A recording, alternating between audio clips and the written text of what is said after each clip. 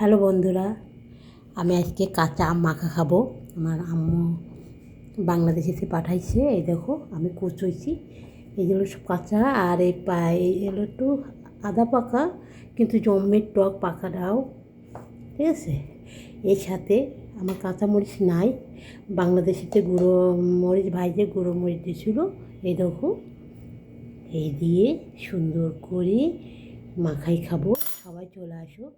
আর এর সাথে একটু আম মাখার মধ্যে যদি হালকা রস রস না হয় ভালো লাগে, সামান্য একটু পানি মিশিয়ে ঝোল ঝোল হবে। কি টেস্টি যে হবে! দেখো, সামান্য একটু ঝোল ঝোল করার জন্য যে আমের চেয়ে ঝোলটাই মজা বেশি।